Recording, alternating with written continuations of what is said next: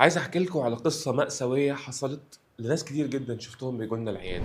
الناس دول من كتر الجير اللي اتكون على اسنانهم اتلخلخت تماما وتكاد تكون هتقع من مكانها. لما نشيل الجير بنلاقي السنه طالعه مع الجير كده وقعت من مكانها تماما، وممكن يكون سنهم لسه 25 و30 سنه. ولما اسالهم ليه اهملتوا الاهمال الفظيع ده يقولوا لي والله يا دكتور احنا بنغسل اسناننا مره او مرتين في اليوم. فانا جاي النهارده اكلمكم على البوينت دي بالتحديد. مش معنى يا صديقي ان انت بتغسل سنانك كل يوم مره او مرتين ان هي كده مش هيتراكم عليها جير. ايوه، لما تغسل سنانك تراكم الجير هيكون اقل بكتير من شخص تاني مش بيغسل اسنانه اصلا، لكن ده مش معناه ان الجير ده مش هيتكون ابدا. خليني اشبه لك الموضوع تشبيه بسيط جدا. هل انت لو بتغسل ايدك كل يوم معنى كده ان ضوافرك مش هتطول؟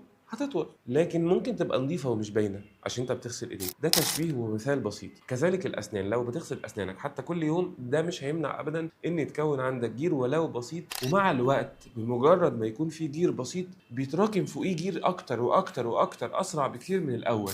يعني اصعب مرحله في تكون الجير بالنسبه للجير هي اول خط بس. لو كون اول شويه جير بساط تراكم الجير عليهم بيكون اسرع بكتير من الاول، وبالتالي لازم تروح لدكتور الاسنان علشان تنظف الجير ده، او على الاقل علشان الدكتور يشوفك ويقول لك عندك جير ولا لا، مينيمم مره في السنه او مرتين في السنه. عشان لو عندك جير يبقى لازم يتنضف. الجير ده من اكتر الحاجات اللي بتضر، مش سنه واحده ولا سنتين، بيدمر كل الاسنان مره واحده. فزي ما انت بتروحي دايما لدكتور الجلديه او دكتور العيون زيارات دوريه، اسنانك برضو تستحق منك زيارات كل فتره والتانية. لو وصلت معايا لحد هنا يبقى الكونتنت ده عجبك يا صديقي، فما تنساش تعمل لنا فولو علشان لسه اللي جاي كتير. كان معاكم دكتور عبد السلام محمد، اشوفكم على خير في فيديو جديد. سلام.